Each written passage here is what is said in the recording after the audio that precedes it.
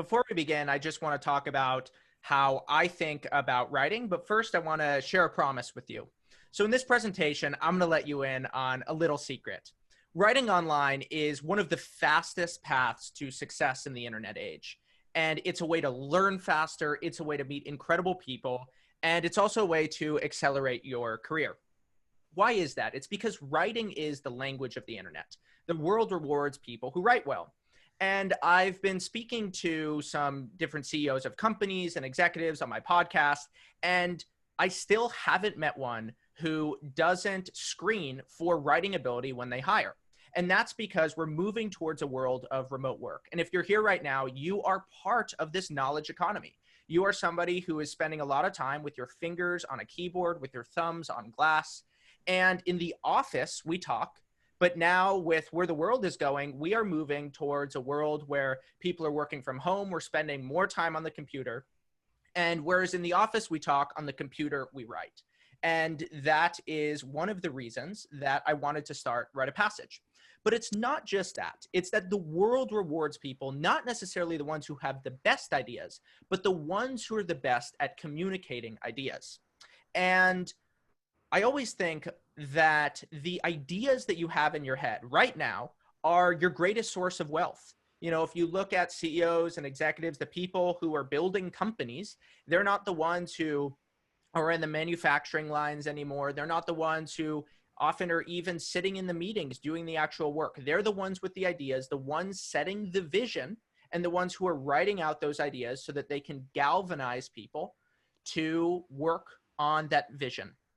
And with that, the key to what writing gives you online is leverage. Leverage over your attention. How can you have the trust of hundreds or thousands of like-minded people? How do you have the attention of industry influencers so that you don't have to go travel across the country to go speak at a conference? When you are sharing a newsletter, when you are sharing writing online, you are like a keynote speaker at an industry conference. And also, how can you shape the actual playing field instead of playing by somebody else's rules? These are the things that writing online gives you. But you're here because you want to write. We have 1,400 people signed up for this workshop today. And all 1,400 of you are here because you see the power of writing online and you want to learn how to do it. But motivation isn't the problem. So you want to write more, but writing is hard, right? It's mentally taxing. It takes a long time. Trust me, I've been there. And that's why you need a system for organizing your ideas, for developing them, and then for turning them into published writing. But now you've written, and what do you want to do? You want to share your ideas. Well, the internet is sprinkled with a near infinite amount of content, right? So you'll need a system for distributing your ideas so that people see them. Maybe you want to build a business someday. Maybe you are working in a corporation right now and you want to be somebody who owns your own business. Well, writing online actually teaches you the skills of entrepreneurship. Why? Because the skills that you need to write online are the same skills that you need at least when you start building a business. How do you have an idea and communicate it? How do you come up with an idea and take it from start to finish? Once you have that idea, how do you then get it out to the market so that people see what it is that you believe? Because writing is ultimately a process of discovery. It's a time for us to figure out what are we interested in, what do we want to do with our lives, and who are the people that we want to attract. And writing about an industry is then the fastest way to learn about it. So with that, today's workshop and all of Rite of Passage is focused on one word: taking action. And like I said, you're here right now because you have motivation and you already want to succeed badly enough. But what matters now is not whether you have motivation or not, it's how good your system is. And that's where the Rite of Passage writing method comes in. So here is my promise to you. By the time you leave here today, you will have a system for online writing. Now, I don't have time to tell you every single detail. That's what the course is for. But in 60 minutes, maybe a little bit longer, I'm going to paint my writing system that I've seen hundreds of people replicate in very broad strokes. So here we go.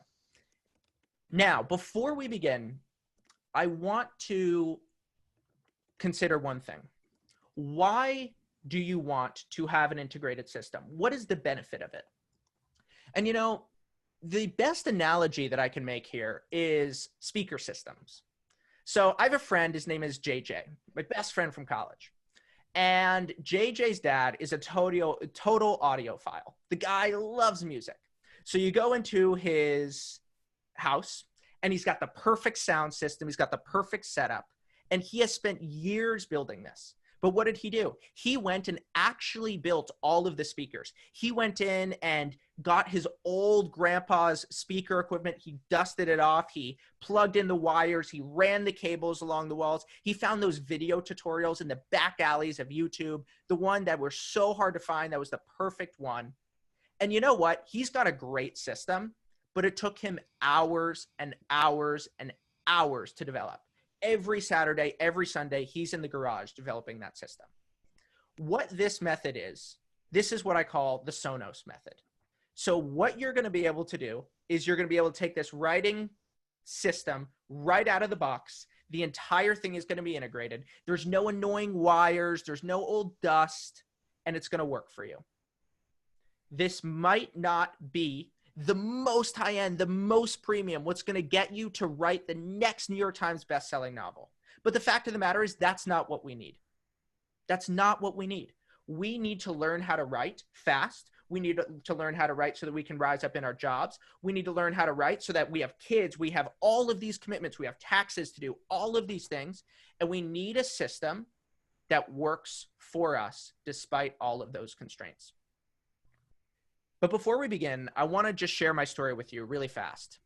So I was just an awful student, absolutely terrible. And I'm not kidding. I basically didn't read a single book till I was 20. Like, I just didn't even read. And in elementary school, I remember I had to go to reading comprehension tutoring. All the kids made fun of me. In high school, I took an advanced composition class, got a C, and I then couldn't take Miss Workman's existentialism class, which I really wanted to take because I just didn't feel like I was smart enough.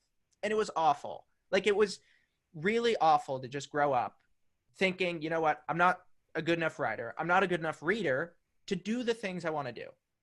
And then it got worse in college where I published an essay and I had a friend who I really trusted. And he said to me, this might be the worst essay I've ever read. Like, you just don't know how to write. And now at this point, I'm a junior in college. I don't know what I'm doing. My writing skills hurting my ability to find a job.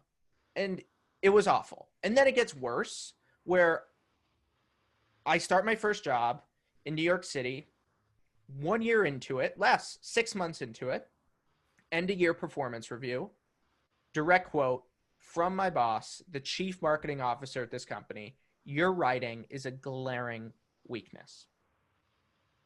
And now my boss had told me I wasn't a good writer. And 3 weeks later, I was laid off. I was let go from the company unexpectedly. And now my writing skill isn't allowing me to pay rent in one of the most expensive cities in the world. So here is somebody who has the motivation that I was talking about, but is hearing from people that I can't write well enough. So that was my first low. But when you're stuck in a low, you do superhuman things. Things that take a level of discipline that you didn't even think that you had. And a level of consistency that you didn't even think was possible. So I started making YouTube videos. And why did I focus on the internet? It's because from even when I was straight out of college, I just knew that the internet was fundamentally underestimated by everyone. People didn't appreciate how something you publish online could reach the entire world. People didn't appreciate how you could have ideas go to work for you 24 hours a day, 7 days a week, without any extra time or effort on your part. What leverage? And at that time, I was a big fan of this YouTuber named Casey Neistat, who basically invented the daily vlog. And he had made a video every single day for 604 days in a row. And I watched almost all of them, probably 60, 70%. And he was the guy who inspired me to move to New York. And that's exactly what I did after I got laid off. I made a 5 to 8 minute video every single day for 114 days in a row. And at the end of that, after all that hard work, hours and hours and hours, I had a grand total of, drum roll please, 31 subscribers. Total failure. I failed. So now I wasn't a good writer. I started being a content creator and nobody was watching the videos. And writing then was the thing that pulled me up. Because while I was making videos, I developed a love for ideas. And with that newfound love, I stopped making videos and started writing. And at the time, I was just a 22-year-old nobody, and I published an article called Naked Brands. And 6,000 people watched it, which at the time felt incredible. And all kinds of people contacted me about this article. The CEO of an asset management firm I admired, the CEO of another advertising agency, and a New York Times best-selling author asked me to lunch. It was so cool. It was so cool. And it was still, though, the early days. Like, my mom was still editing my articles, right? It was so early on. But writing online opened me up to a whole new world that I wanted to be a part of. So what I did, and this is what I'm going to show you in the next hour, I developed an information capture system. I learned writing mechanics, taught them all to myself, figured out distribution strategies, started to make friends, started to build a business. And now, just 4 years later, writing online allows me to sell $1 million per year in information products and services without a single cent of paid marketing. Without a single cent of paid marketing. My ideas impact lives around the world. And look at all the people here. We had Somalia, we had India, we had Peru, we had Panama. All over the world, your writing can reach. And what I've realized is that the way that you learn how to write online is the opposite of what you learn in school. In school, you spend months researching what you're going to write about, and then you write at the end. But in the real world, you need to have all the information ready. In school, we write for one person, the teacher, but on the internet, we get to write for the masses. In school, writing isn't an end in itself. Once you've published the essay, the semester's over, time to move on. On the internet, once you publish an essay, that's just the beginning. All these cool people start reaching out to you. You then develop new ideas, actually maybe go start projects and businesses based on what you're publishing. And all the good stuff happens after you publish. And in school, we write a few big essays. But in life, we write many little ones. And online writers must master the art of having an idea, typing it up, and publishing their words in 1 week or less. So here is my radical claim. You can learn how to write online and build an audience of like-minded people. I believe that. You can do that. You don't need an Oprah-sized audience to be successful. Oprah is here. David Perell is here. And this has fundamentally changed my life. And a small audience of people who think like you and share your interests, like the one I have, will be absolutely life-changing. So let me talk about 3 things that I'm about to teach you. I'm not interested in making your writing slightly more efficient. That's what teachers do. They focus on structure and grammar, all of these things that they focus on because it's easy to grade and easy to measure. I'm interested in more fundamental paradigm shifts in your writing that take you to a new level. Because you know what? If traditional schools had the answer, you'd already be an excellent writer. And this is a system designed for the internet that will give you quantum leaps in joy, the reach, and the productivity of your writing. So let me share my screen and show you what that looks like. So what we're going to do is we're going to focus on 3 things. We're going to talk about how to improve your ideas, how to improve your writing, and how to improve your influence. So let me start with how to improve your ideas. So the first thing that you need is a note-taking system. And what does that note-taking system look like? I know that that sounds so trivial, but the level at which it's trivial is also the reason why it's so profound. And that begins with something that we call the capture habit. So that means when you read a book, when you read an article, when you take notes, when you look at things on social media, or when you're reading something on the internet, you should be saving those ideas all into one centralized place. And with that, there's three things that I think are the three most important avenues for saving ideas. The first is ebooks. And where do you do that? Well, Kindle and Apple Books. The second is Instapaper, and if this, then that. So these are two tools that I strongly recommend that you use so that you can read your articles on Instapaper and have all of your highlights and ideas automatically save into a centralized system like Evernote or Bear or Microsoft OneNote or Roam Research. And third, web pages. You can use a tool called Liner. So this is the first place that I would focus if you want to improve your online writing. Now, with that, once you actually have all of these ideas, you go from scarcity to abundance. You go from not having information at your fingertips that's easy to access. You go from having so much information that then you can begin to work with it and begin to see those ideas like Lego blocks. Now, that's the first order effect of this. The second order effect is much more interesting. Here's what it means. That modern writing isn't created, it is assembled. So I'm going to explain what that looks like.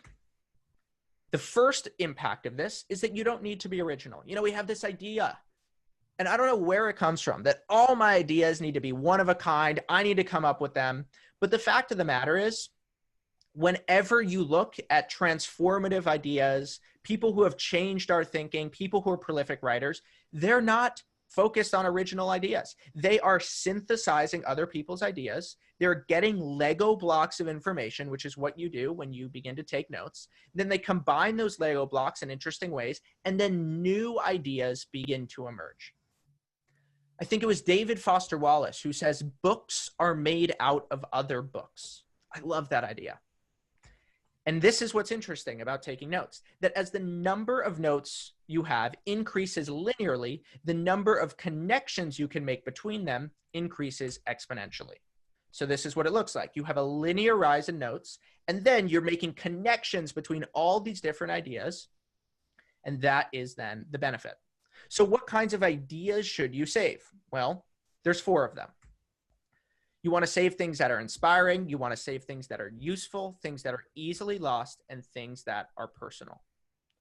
So with that, what you want to do is you want to develop a note-taking system that has hot notebooks and cold notebooks. So let me explain what I mean by that. Well, hot notebooks are project-based. So whenever you're working on an essay, what you can do is you can create a new notebook for all your ideas, and then you put them all there. So for example, I recently wrote about a 16,000 word essay on the news. So I created a notebook called News Essay where I just dumped all that information. And I had written that piece. And guess what? I had to do no extra research for it because I'd been saving notes for years. Where had I been saving those notes? Well, in cold notebooks. And cold notebooks are information-based. So in your note-taking system, you just want one place where you are focused on ideas that are very actionable, essays that you're writing right here and right now. And then you want cold notebooks for ideas that you're passively interested in. So hot notebooks, you'll have outlines, you'll have the kind of work that you would keep on the top of your table, right? Things that are immediately actionable and relevant, right? Like I got some Post-it notes here, all those kinds of things. And then beyond actionability, you want to save your drafts in those hot notebooks. And then with cold notebooks, these are things that are tangential. Say that you read just some article on gardening.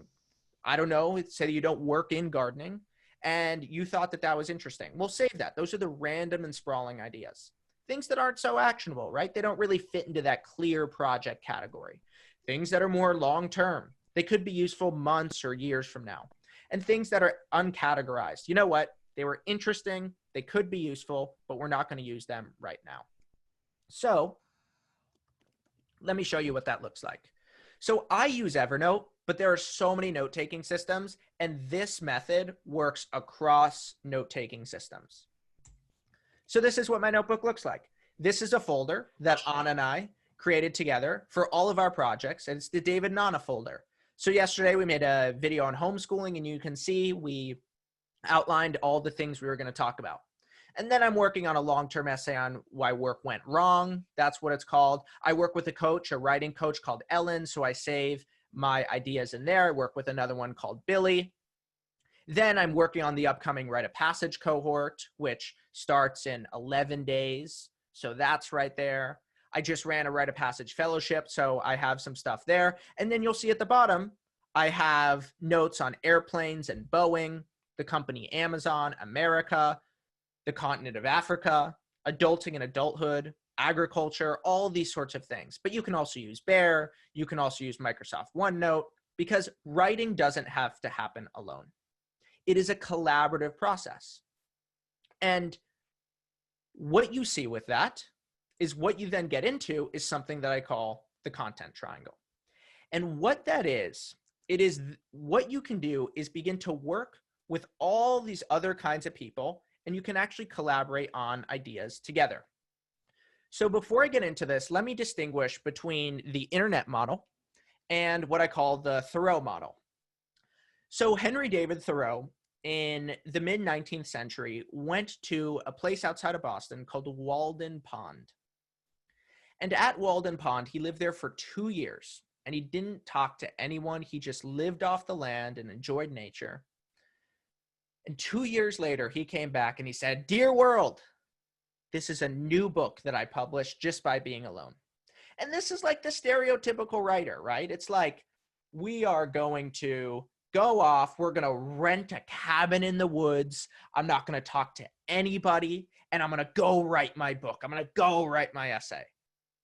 But look, if you have kids, if you have jobs, if you have a company, if you have other interests, if you have friends that you want to see, if you're anything like me, this just isn't a feasible option. It's just not, right? It's like somebody who tells you to devote the next 10 years to studying rocket science when you're not going to make a single penny off of it or something. It doesn't make sense. So the alternative to that is to actually take advantage of what the internet offers you and get into the stream and get into the flow with something that I call the content triangle. And this is what makes writing collaborative. So say that you have a conversation. We're always having conversations, right? Like, think of what we call return on attention. For each unit of attention that you have, how do you then get the most out of that? And say that you have a conversation and you say something, the other person goes, "Huh, that's really interesting." Well, something you can do is you can just start sharing it. And you can start sharing it by sending an email. So you just had an interesting conversation, you share it, and you had gotten feedback in your interesting conversation from somebody nodding their head or saying, "Huh, that's really interesting. Wait, actually that one thing was kind of confusing, but the rest was really good." So then you begin to work out the details via email.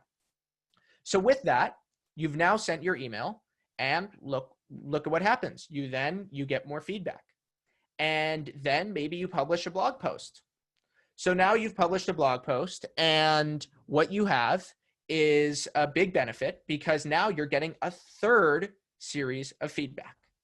So then you keep refining, you're listening to what are people saying, and now maybe you publish a book, maybe you publish a long form essay. Remember, I spoke about you don't have to be original, meaning you don't have to come up with all these ideas yourself. Likewise, a book can then ladder up from a series of conversation, a series of tweets, a series of articles that you've written, and then all that gets compressed and distilled. But when it comes to writing, another thing that helps is voice transcription. And here is what I'm trying to get at. I'm trying to say, you actually, where everybody tells you to spend more time writing, hey, if you want to write more, you need to go spend more time at your computer. You need to block off Saturdays. You can't hang out with your kids. You got to say no to family, got to say no to friends. And you know what? That extra work project that you want to take on, well, you can't do it. That is what the world is telling us. If we want to accomplish more, we need to spend more time doing that thing. I'm actually telling you the opposite. I'm trying to say you can write more while spending less time writing. It's blasphemy. until you actually understand this, because you're already having conversations. Tweets, so easy to fire off. And with those conversations, you can actually begin to structure your ideas right away from the computer. The vast majority of writing actually happens away from the page. Writing isn't typing. Those are separate things. Writing is a way of being. And with that, don't forget about voice transcription. What you can do, this is a really good tactical trick. You can use an app called Otter.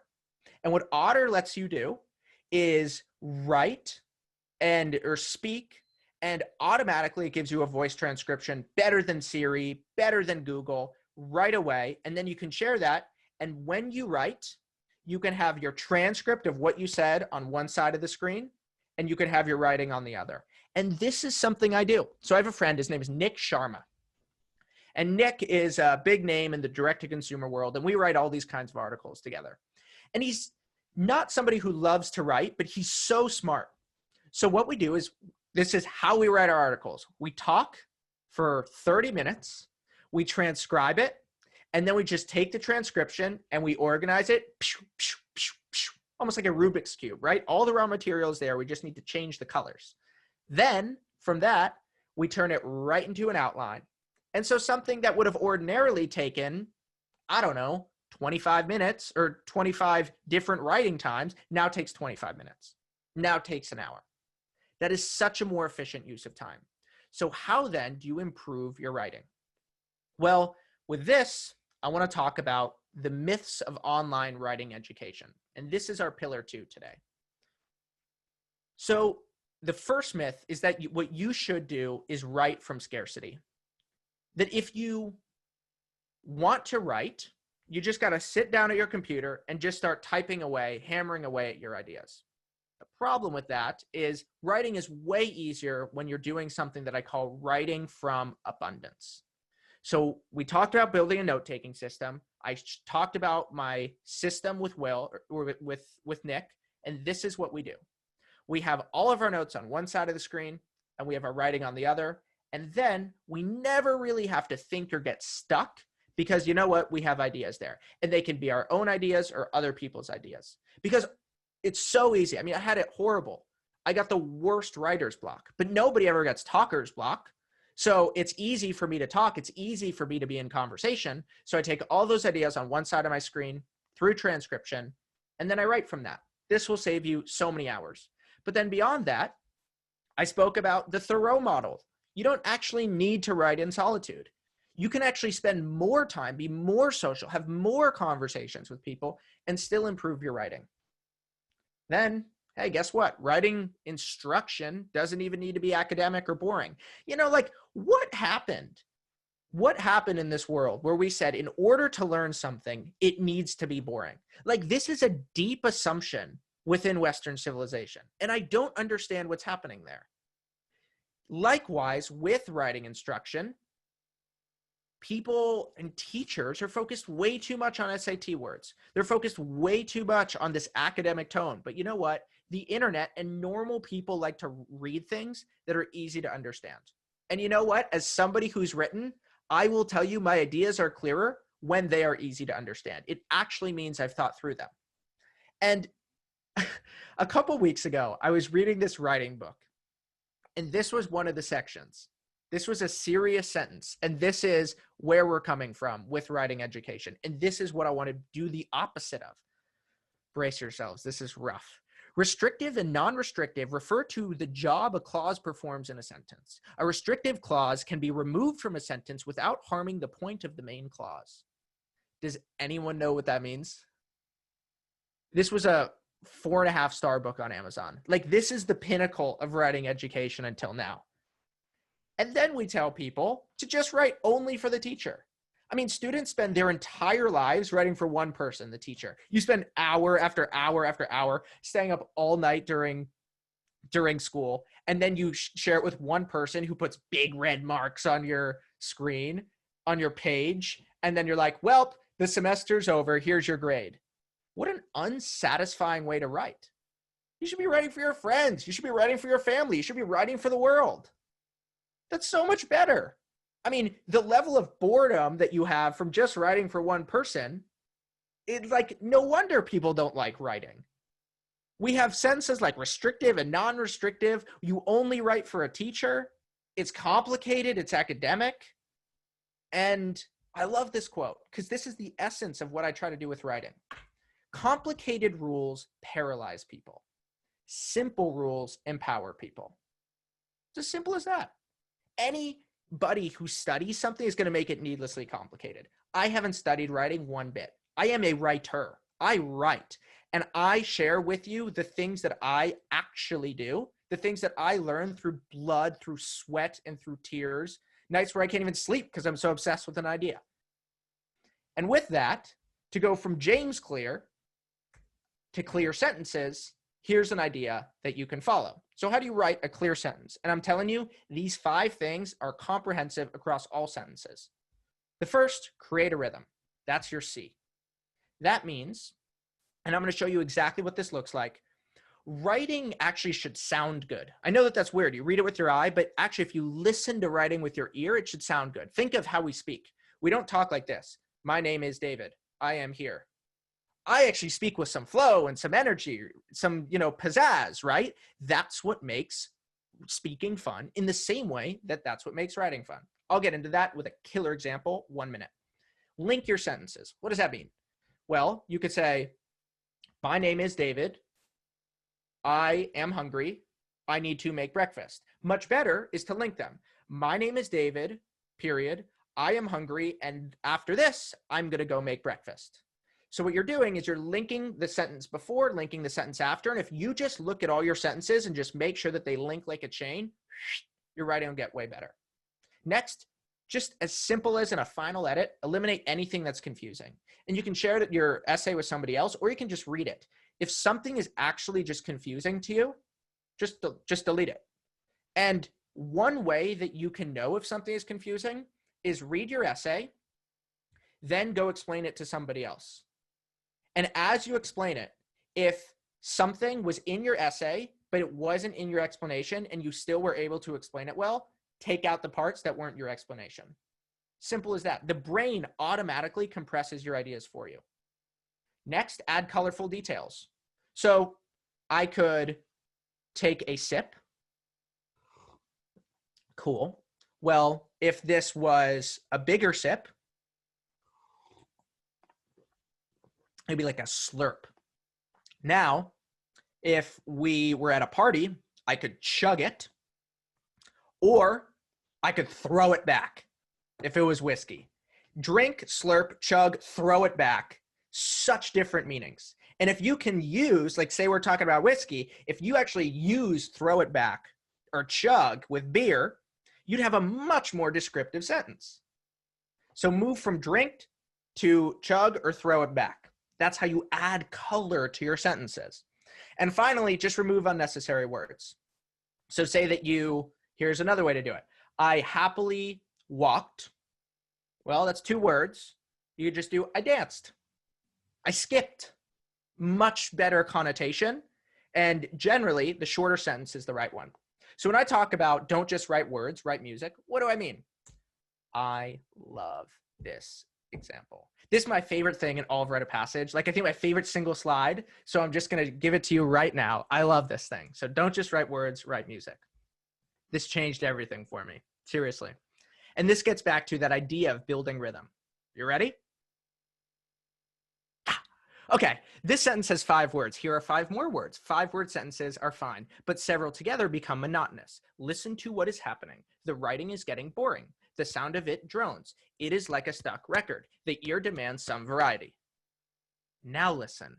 I vary the sentence length and I create music. Music, the writing sings. It has a pleasant rhythm, a lilt, a harmony. I use short sentences, and I use sentences of medium lengths. And sometimes, when I am certain the reader is rested, I will engage him with a sentence of considerable length, a sentence that burns with energy and builds with all the impetus of a crescendo, the roll of the drums, the crash of the cymbals, sounds that say, listen to this, it is important. So write with a combination of short, medium, and long sentences. Create a sound that pleases the reader's ear. Don't just write words, write music. If you remember this one thing, your writing will get so much better, and it's so simple. Now, to go back to the simple words empower or simple rules empower people, here is the story roller coaster. And let me tell you, the reason why I come up with these things is I cannot remember stuff. Like my detail, whatever, like I have the worst memory. And so I just need to like come up with things that are like fun and like goofy and like doo-doo-doo. Like, I don't know, that's how I come up with things, but that just so happens that then it's simple. So I was working a couple months ago, I was working with this speaking coach. It didn't really work out well. And like, basically she was like, you know, you got to follow these rules and stuff. You know, this is how you tell a story. She showed me all these theories and stuff. And I just looked and I just said, wait, all good story is the story roller coaster. Like literally you go, do. You set it up and you have emotion and the emotion goes up and then things get good. And then the emotion goes down and there's conflict and there's tension and there's an issue. Uh-oh, we need to figure something out. There's stress. And then you just resolve the story. Like, this isn't every single thing you need to know about writing. But if you just tell a story and you go up, down, and back up, your storytelling will get way better. Simple as that. I call that the story roller coaster. Then beyond that, I want to talk about fast writing, because remember, we're busy, we're doing things, and slow writing, which is what you learn in school.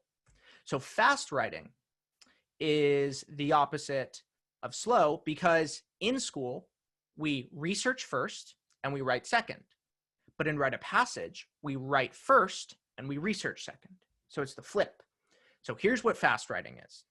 What you're doing is first you start with finding ideas. And this is why note-taking is so important. You're finding ideas, you're talking to people, you're collecting experiences, you are actually just living life. Then you begin to assemble your ideas. And you don't start writing from a blank page, right? We're building a note-taking system, begin to connect things with Lego blocks. Then you begin to talk to people. Well, you're doing this all the time. I'm talking to you right now. You're going to talk to a friend or a family later today. Who knows? And as you're doing that, you're refining your ideas. You're working out the logic, working out the structure. Okay. And then you begin to teach. This is actually the first time that you actually start writing. Everything before is stuff that you're already doing. I mean, what a cheat code. You actually don't need to spend all this time working out the hard ideas on the page. You can just do it in your life. But here's what's great. Teaching is a double entendre, meaning it actually has two meanings.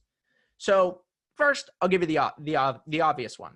So you teach other people and you underestimate the number of people who would just be totally surprised by things that you think are totally obvious. But the problem is you don't really know which ones of your ideas are super insightful and which ones are obvious. Nobody does, which is why you need to talk to people. Because when you talk to people, they say, huh, that was interesting. Or they just fall asleep and get bored and they begin to look away. You lose their attention. And when you have a small audience, other people begin to reach out to you and they say, hey, that was interesting. You know what? You actually missed this one thing. And let me tell you what I've learned from all my hard work. So that is other people teaching you. So with writing, you have all these people who are thinking on the same wavelength on you. They share your expertise and they're actually helping you become smarter. So with writing, with fast writing, find, assemble, speak, teach, you are teaching other people and thereby having people teach you. But the problem with school is it teaches us slow writing. And what is slow writing? Well, first you look at the syllabus at the beginning of the semester. Then you listen to what the teacher says, you take notes, you write down exactly what they've said. Then you begin to observe, you begin to research, you read books, articles, scientific journals. And then only at the end of the semester do you actually write. Fine, it's just school, but this is the way that we write in the real world too. Because we spend 16 years in school or more learning this system. And nobody questions it. And then we're like, why can't I write? Why can't I do it? So we got to move from slow writing to fast writing. And now, once you've actually begun to write, you got to think, how do I grow my audience? Because more stuff is created online in a single day than you could even read in a lifetime. And there is no, if I build it, they will come. There are plenty of good writers online who aren't read. And distribution is the secret of most successful personal websites. So, what do you do with distribution? What are the myths of audience building? And first, I want to give you a framework for thinking about open platforms and thinking about owned platforms. So what you want to do is you want to grow your audience on open platforms and build relationships on owned ones. And if you remember this one thing, your audience growth will go so much faster. So open platforms, this is where you actually find people. These are places like Twitter. These are places like Facebook. These are places like LinkedIn. They're open platform, and they actually help you find new people to read your writing. That's where people find you. But then the problem is that when you are on an owned platform, or when you're on an open platform, you don't actually own those audiences. I don't know my Twitter audience. Twitter wanted to delete my account tomorrow. Say I have 87,000 followers. That'd be gone. All that hard work, done. So I focus on email. I build my email list. I focus on podcasts. No one can take away people's ability to sign up through my podcast RSS feed. And then I have a personal website. Those are the three platforms that you want to focus on for owned. So you take people from your open platform and you bring them on to your owned ones. And then you actually have a direct relationship with your audience. I love this quote. Building a following on Twitter, an open platform, is building a castle out of sand. And as the implacable tide shifts in and out, you want to invest in the free and open web, blogs, podcasts, and newsletters. Love that quote. It is spot on. And too many writers are focused too much on open platforms, but also there's too many people who only focus on the owned ones. And by not working with the open ones, people can't find their stuff. So now I want to give you a couple examples of what it could look like with open and owned platforms. And like, how have companies used this in the past? Well, there is a risk. So for example, and this is why you don't want to be too dependent on open platforms. A couple years ago, there was a company called Meerkat, and Meerkat helped people live stream what was happening. And they tried to grow on behalf of Twitter's social graph, but then Twitter ended up having either buying or starting a company called Periscope, and immediately they shut down Meerkat. So Meerkat had done all this hard work. They had raised money. They had hired people. All those people now weren't able to grow the business. They got their knees cut from right under them. The wind knocked out of them. This is what I'm trying to help you not do. I've gone ahead in the path and I'm saying these are the dangers. Don't do them. Then there's certain companies that have done a really good job building off of open platforms. So YouTube, they used to embed videos on MySpace back in the olden days, 10 years ago, the olden days. And they drew from MySpace's user base to get people on YouTube. And then once people watched YouTube, then they began to subscribe and they began to go to YouTube as their default place to watch videos. Instagram even grew off of Twitter and Facebook's social graph. But then what they did was they made Instagram a destination app so that you would go straight to Instagram. And then they got bought for $19 billion from Facebook. So what you do is you grow on other people's hard work with open platforms, and then you convert that into owned. It's the same thing for writing. So once you do that, once you actually have those owned groups, what are you focused on? Well, you build a personal monopoly. And this is what all of Rite of Passage leads into. This is the ultimate goal of writing online, building a personal monopoly. So Jerry Garcia, the famous artist, the famous musician, once said, "You want to be the only person who does what you do." And I know that that sounds intimidating. I know that that sounds daunting. But yes, it takes a decade, but there is a framework for doing this, for building that personal monopoly that we talk about in Rite of Passage. And I'm going to give you the very basics right here. So the first thing is you got to ask, well, if the internet is so big, and this is why it's scary, right? The internet is so big. There's so many people. How can you possibly be known for something that nobody else is known for? That just sounds crazy. So here's what you want to do. You want to try to own a tiny, tiny little sliver of intellectual real estate. That's it. And you want to focus on traits that are scarce but valuable. Things that are rarely found together, but also wanted by the market as a euphemism for people in the world. And pay attention to your skills, the experiences you've had, your interests, the compliments people give you, maybe where you live and the languages you speak. So with that, you want to focus on 4 things. Look for things that are unusual, skills that are knowledge that are not often found together, skills that are complementary, that means skills that reinforce and amplify each other, skills that are experiential, meaning that they're gained through experience so that you've done all this hard work already, and then you can build upon that. And finally, things that are specific. The more narrow, the more niche, the more specific your personal monopoly is, the better. Now, that doesn't mean that it has to be constraining. And in Rite of Passage, we talk about things like the paradox of specificity, and we talk about how you can have a landscape that actually looks broad and infinite to you, but specific to other people. Like, I'm the online writing guy, and that is specific to other people. They can define me as that. But for me, like, guess what that means? I get to write about whatever I want. That's really cool. That is what we're going for. And so when it comes to personal monopolies, I want to give you 2 examples. The first from my friend Nick Majuli, who writes a blog called Of Dollars and Data. And he helps people live smarter and live richer. And here's his homepage. And what he does is, you can even hear it in the title. You can hear it, Of Dollars and Data. So what does that mean? Well, he is at the intersection of finance, writing, and data. That is his personal monopoly. And he's done a phenomenal job building up that online audience. Phenomenal. Then I have a friend, her name is Megan Morrison, and she is an awesome drawer. And she grew up being like, well, I love to draw. I love fashion. I love color, but I'm never going to be able to turn this into a living.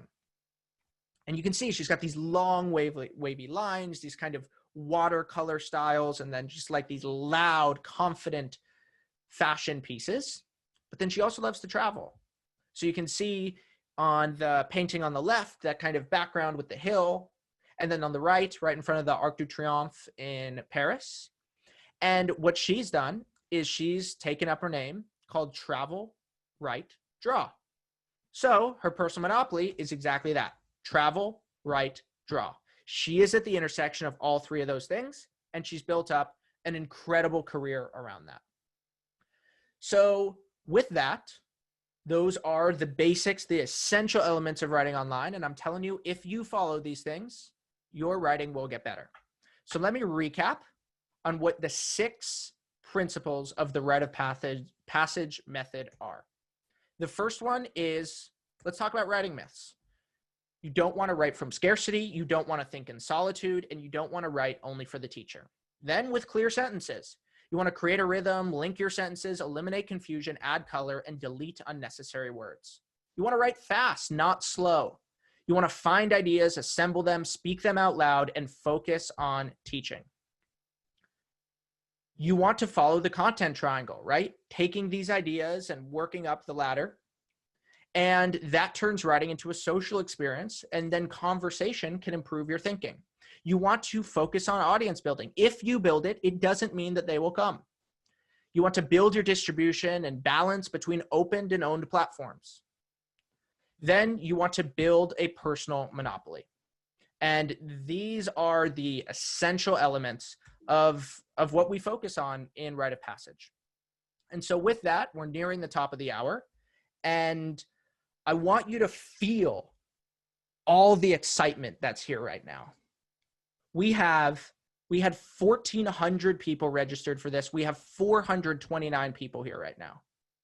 People have been writing in the chats. I can't keep up with any of it. I mean, hundreds of messages. The internet is a parade of ideas. That's what Will always loves to say. And I love that.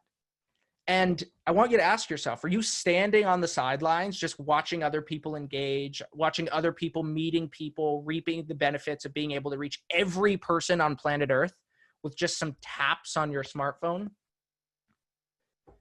I want to talk about, like, what are the things that are holding you back?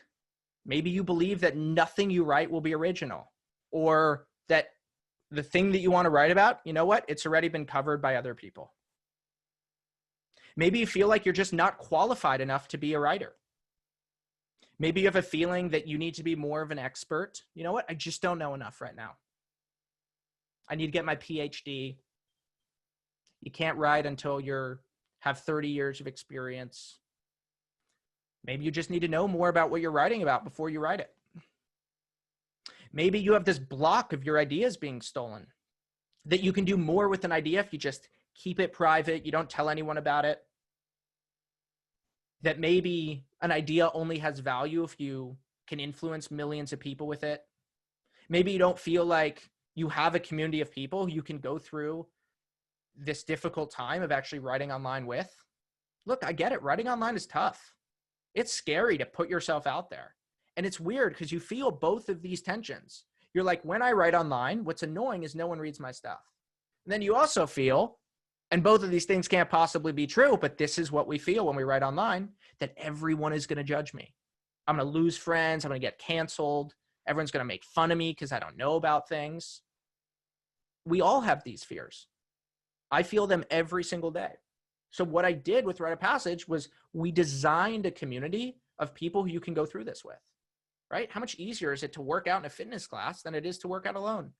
That's why SoulCycle, Orange Theory, Flywheel, they've all taken off. Because when you have that community of people to go through this with, people who have that energy, it becomes much easier. Look, it's a terrible thing to wait in life until you're ready. You know, people spend their whole lives waiting for the sound of a shotgun to go off, and it never actually fires. No one is ever ready to do anything. Like, there's this great quote that I love that, like, if you always waited to do what you were ready to do, you'd still be sweeping floors for your life. There is no such thing as ready. There is only now. And generally speaking, now is as good of a time as any to start. That's why Nike says, just do it. The best time to start is now. And these are the kinds of conversations you'll be having for the next 33 days, for the next 5 weeks, starting on July 1st. It is this obsession with the craft of online writing. We live in a world of cynicism. We live in a world of doubt. We live in a world of hate and vengeance.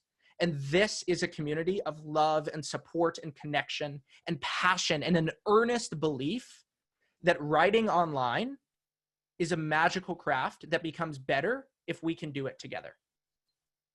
And in Rite of Passage, we're going to build on the ideas that we talked about today. You're going to learn how to write. You're going to build that systematic approach to collecting ideas and turning them into content that you publish on a consistent basis. You're going to learn how to distribute your ideas. No more being invisible. No more feeling like you're going to shout into the void. You're going to go, "Boo!" and no one's going to listen.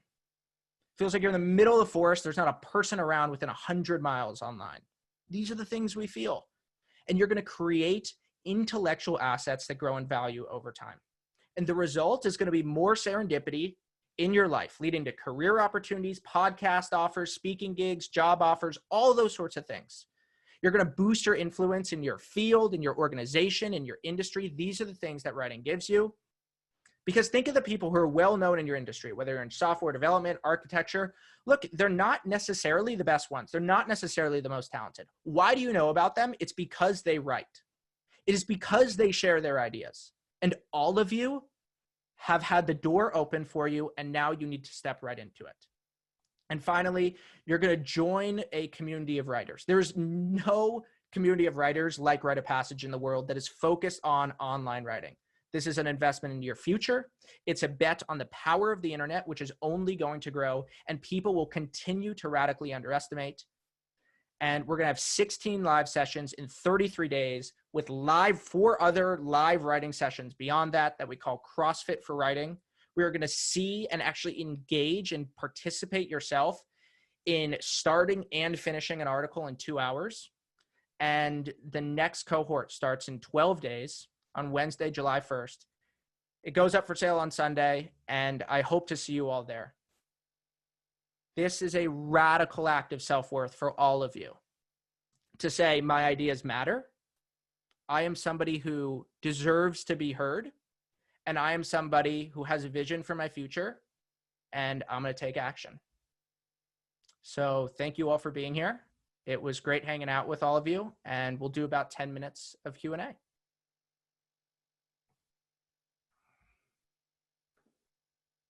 Will, I'm curious, what should I answer questions on? Yeah. Somebody had an interesting question earlier. You talked about your YouTube failure and then this huge success with your writing. They wanted to know what changed in your approach between the YouTube failure and your successful writing. Yeah, I mean, look, they're different mediums. So what I did, there's this great idea from a writer named Derek Thompson at The Atlantic. And he has this idea called most advanced yet acceptable. And what it means is when you innovate on something, you want to innovate a little bit beyond what the standard is and not too much. And with the YouTube channel, I just tried to do a bunch of different things that I thought were cool and interesting. And I was trying to be really into ideas and then sort of do a daily vlog and then have really fast-paced videos with these cool transitions. It was just way too much. And with writing, I focused on, you know what? I am going to innovate here by actually just coming up with new ideas. And then I'm going to learn things for myself beyond that, but I'm not going to try to get really funky with the style of my writing. I'm just going to publish great ideas following the best practices of writing. And I'm just going to go for that. And it's worked out fairly well. So we had two questions getting at the idea of how do you not be overwhelmed by abundance. Nassim was writing about how he's an avid reader. He has all these different topics he reads about, but how do you compress that efficiently and, use that to create ideas? You want to talk about that a bit? Yeah, man, that's a good question. Good for you, man. You're listening. That's a good question. So there's two things that happen here.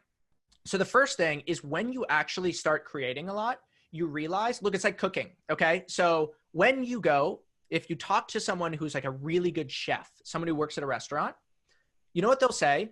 If you ask them, what is the fastest thing that you can do to improve your cooking? You know what they'll say? Get better ingredients. And what I'm trying to say here is once you start writing, in the same way that cooking will help you become a better chef, writing will help you become a better consumer of information. Because what you'll realize is you don't actually need more information. And a lot of information consumption, more, like all those people who brag about how many books they've read per year on Twitter, it's actually born out of an insecurity that they don't know enough. And what you realize once you start actually creating first is you realize that you don't need more ideas. You just need to focus on the highest quality of idea that you can. And then you're really not overwhelmed by information abundance because you don't need to read every single article that comes out online. I'm an action first kind of guy. I measure the success of my writing by the quality of what I publish. So then what you do is you have a note-taking system. You only save the best things into it. And this is what we focus on in module 2 of Rite of Passage called the information capture module. And then you have your notes and we have systems for actually showing you what the best things you found are so that what you're doing is you're only taking the prime rib cuts of meat, you're taking the truffles, you're taking the highest quality sushi, and you're just cooking out of that, but we're doing that with ideas.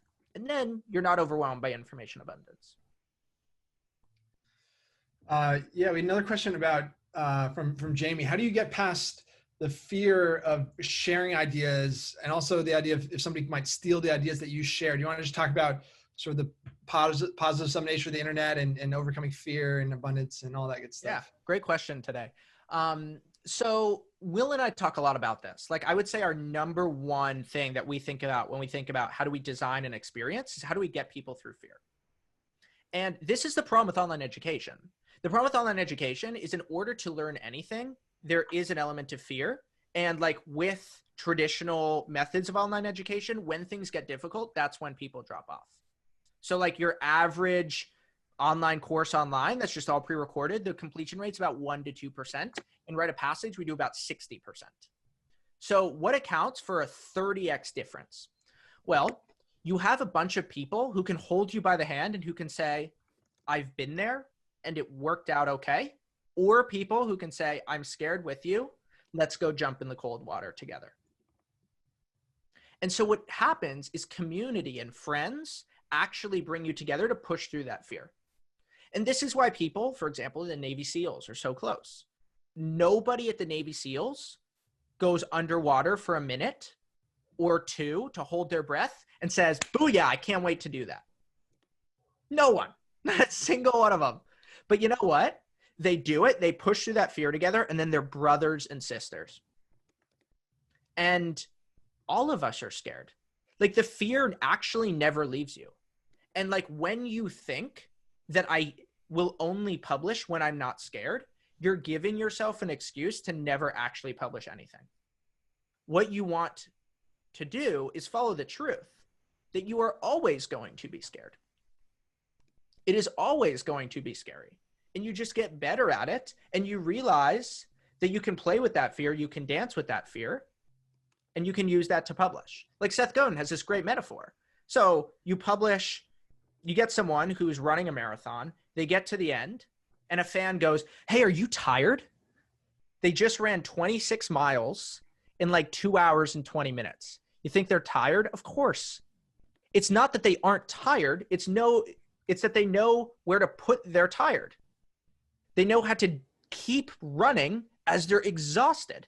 It's the same thing with writing online. It's not that you're not scared. It's that you know how to write even though you're scared.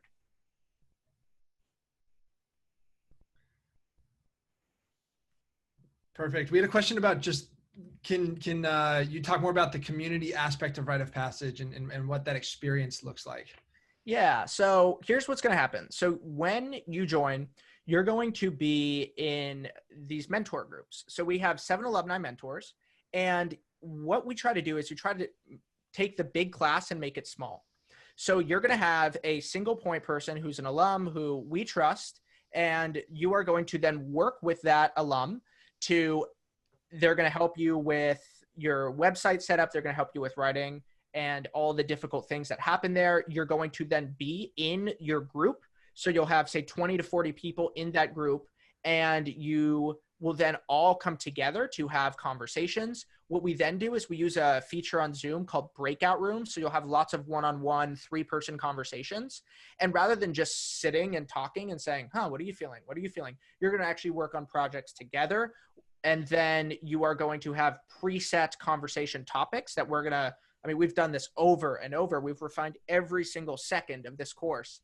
And then through those conversation topics, you'll come back, and 3 times a week on Mondays, Wednesdays, and Fridays, we will come together as an entire cohort, and we will talk through what we're learning together, where we're struggling, and how I can help you, and also how all of you can help each other.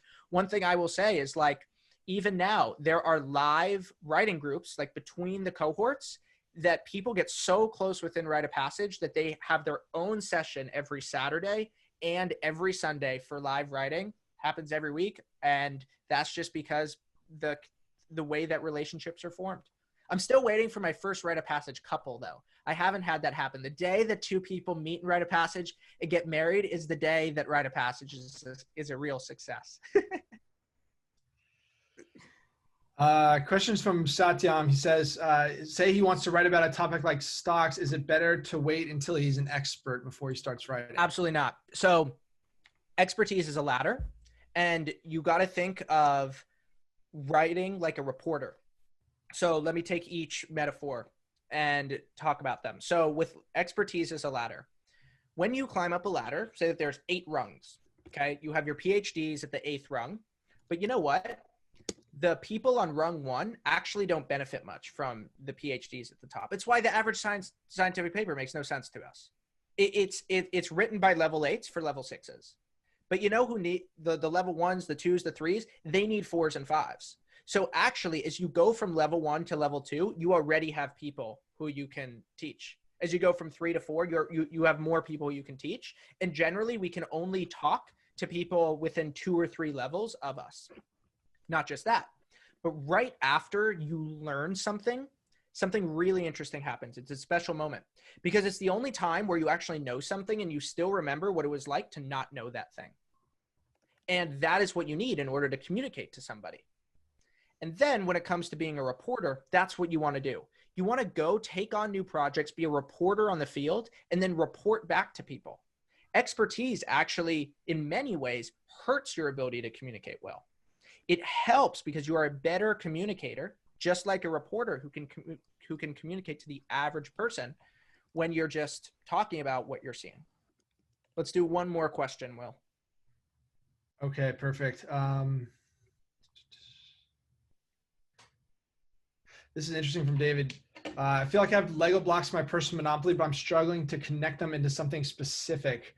I want to take the course, but do you have any tips about how to start working towards that personal Monopoly right now? Yeah, did you put the personal Monopoly worksheet in the chat? We shared the worksheet and the animated video. Yep. Great, thank you. What is it, David or Daniel? David. It's David Vargas. Yep. David Vargas, thank you for your question. David, I would go through the worksheet and I would remember the 5x5 rule. So here's what you want to do. Write down 5 things that you're interested in. Okay, so let's just take history as an example.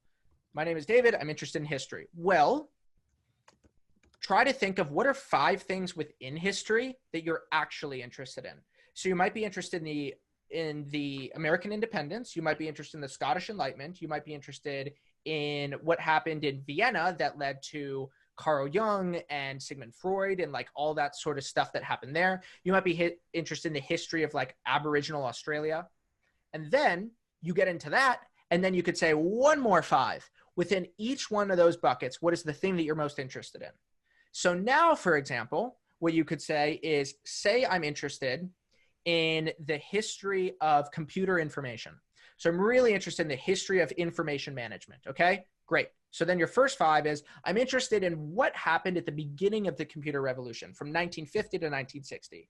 But then you say, you know what, within that, I'm actually really interested in how Vannevar Bush invented something called the Memex, and how the Memex was intellectual inspiration for the way that the entire internet is structured. Now, by going 5x5x5, you now have something so specific. And I'm telling you, you have something like that. You just need to go through that exercise and you'll figure it out. And thank you very much for being here today. I loved hanging out with you. Bye, everybody.